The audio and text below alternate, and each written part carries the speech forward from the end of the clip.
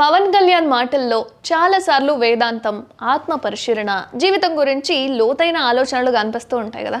అయితే ఆయన మాట్లాడే కొన్ని వ్యాఖ్యలు నిజంగా తత్వం లాంటి అర్థాన్ని కలిగి ఉంటాయి. ఇక Ustaad Bhagat Singh movie pre release ఈవెంట్లో ఆయన మాట్లాడిన కొన్ని మాటల గురించి మాట్లాడుకుంటే, సినిమా నాకు ఒక గుర్తింపునిచ్చింది అని, కానీ నాకు బలం ఇచ్చింది మాత్రం నా అభిమానుల ప్రేమ మాత్రమే అని చెప్పుకొచ్చారు.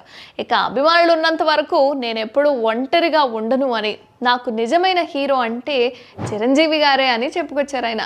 నిజం కోసం నిలబడితే కష్టాలు వస్తాయి, కానీ అస్సలు వెనక్కి తగ్గను అని చెప్పుకొచ్చారు.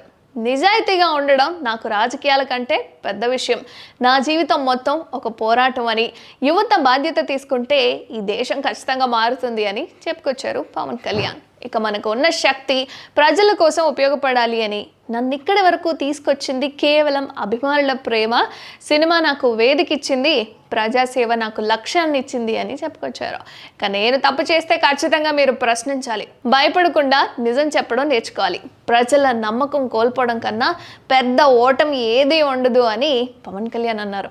ఇక నేను ఓడిపోతే కూడా మళ్ళీ లేచి లేచి పోరాడతాను అని, నన్ను నమ్మిన అభిమానులను ఎప్పుడూ నిరాశపరచను అని అన్నారు.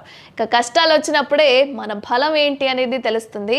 నేను నటున్నే, కానీ ముందుగా ఒక సాధారణ మనిషిని, ప్రజల కోసం మాట్లాడడం నా బాధ్యత, మన సమాజం మారాలంటే మనం ముందుగా మారాలి అని, అభిమానుల ప్రేమే నా అసలు సంపద అని చెప్పుకొచ్చారు పవన్ కళ్యాణ్.